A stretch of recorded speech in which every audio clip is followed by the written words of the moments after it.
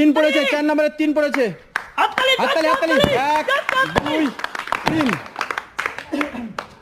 হাততালি হাততালি, 5 নম্বরে 6 পড়েছে, 6 6 6, 1 2 3 4 4 5 6। একটা বাকি আছে। নেক্সট 6 নম্বরের জন্য 2 পড়েছে, 2 2 2 2 1 2। এবার 7 নম্বর সবার পিছনে আছে। 7 নম্বর রেডি, 7 নম্বর রেডি। 6 6 দেখা যাক 6 পড়ে কিনা। 5 5 5।